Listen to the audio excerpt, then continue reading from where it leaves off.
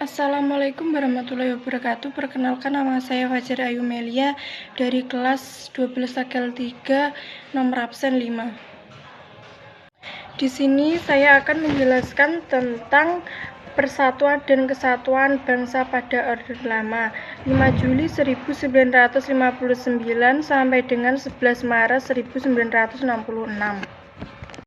Dekret Presiden tanggal 5 Juli 1959 telah membawa kepastian di negara Indonesia. Negara kita kembali menggunakan Undang-Undang Dasar 1949 sebagai konstitusi negara yang berkedudukan sebagai asas penyelenggaraan negara. Sejak kembalinya berlakunya Undang-Undang Dasar 1945, Presiden berkedudukan sebagai kepala negara dan kepala pemerintahan. Kabinet dibentuk pada tanggal 9 Juli 1959 dinamakan Kabinet Kerja yang terdiri atas A. Kabinet inti yang terdiri atas seorang Perdana Menteri yang dijabat oleh Presiden dan 10 orang Menteri. B. Menteri ex officio, yaitu jabatan-jabatan negara yang karena jabatannya diangkat menjadi menteri. Jabatan tersebut adalah Kepala Staf Anggota Darat, Laut, Udara, Kepolisian Negara, Jaksa Agung, Ketua Dewan Perancang Nasional, dan Wakil Ketua Dewan Pertimbangan Agung.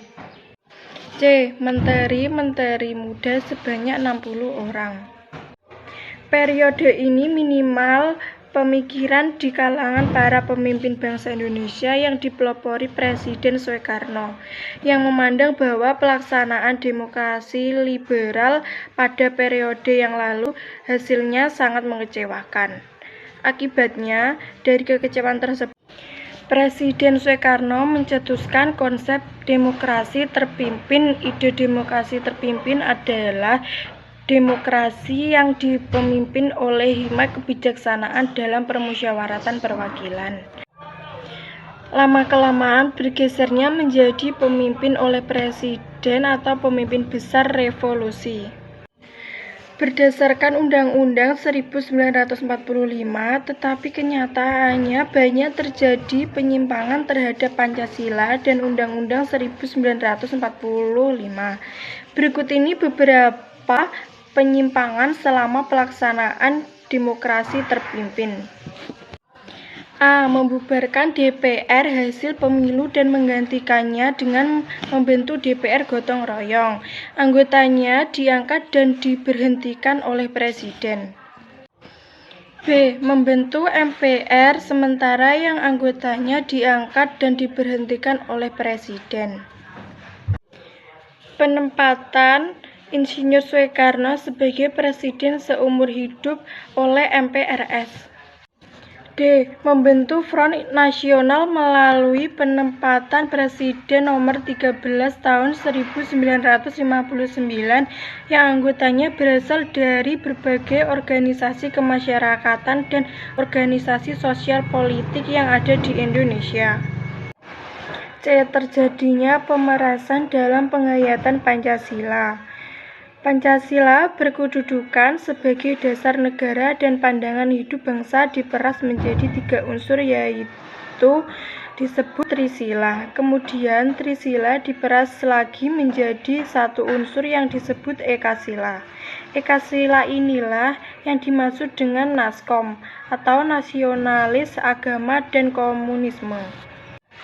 Gagasan Naskom inilah yang diberi peluang bangkitnya Partai Komunisme Indonesia atau PKI.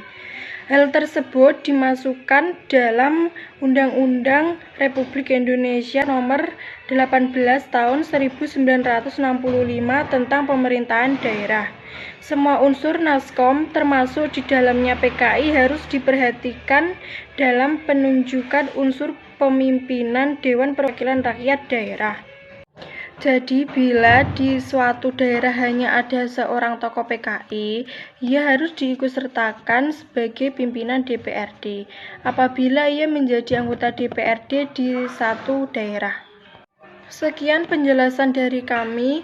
Assalamualaikum warahmatullahi wabarakatuh.